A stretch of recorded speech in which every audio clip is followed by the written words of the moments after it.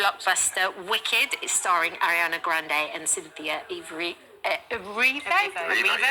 has already upset fans after being slapped with a trigger warning. Apparently it says a green-skinned woman is mocked, bullied and humiliated because of her skin colour.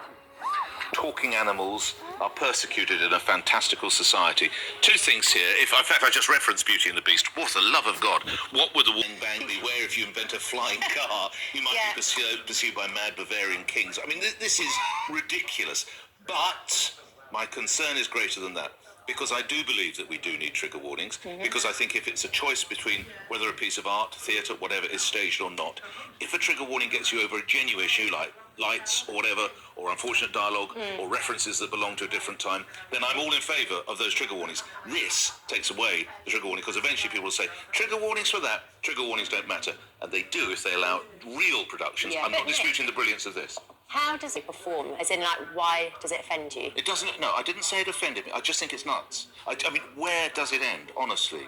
Do you really think it is necessary? I mean, it depends whether you would believe that a society has to be coddled to this degree. It's not to say that society has to be coddled, but trigger warnings have existed as long as I've lived. Like, any time we watch a TV series, a movie, there's always a little warning at the beginning, like, this film contains distressing scenes of sexual violence, or whatever it might be.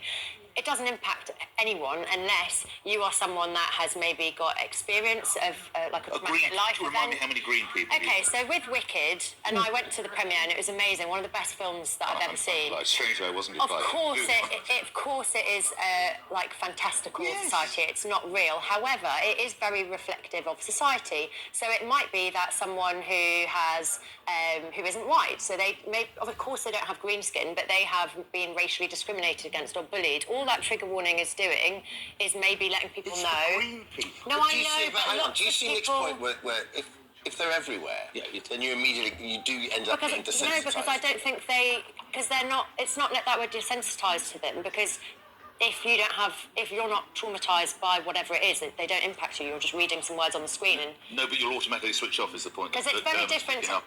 Your point about flashing lights was like, that's for people who have epilepsy. So, therefore, they will take note of that. It doesn't impact us. Some of the books were written by Mark Twain. If you put those now on the stage, you would have to say that there is language that refers to a different time. I'm all for that, because you're going to hear like, oh my God. If you're doing it for green people... But it doesn't really impact anyone. It didn't take away any of the enjoyment of the film.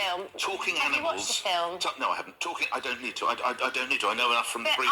Talking animals are persecuted. Tell me, how many talking animals do you know? Or is that all right? No. Can I say that when I watched it, I thought... I'm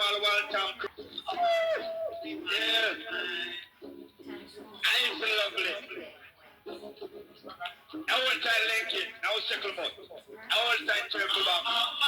You like money. I was trying with the nose. I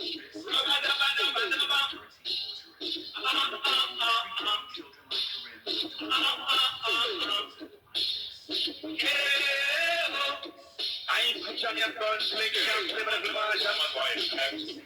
Don't believe that that's what my God is going to do. You run the rubber dog from time to me. The can't cut the door in the skin. Yeah.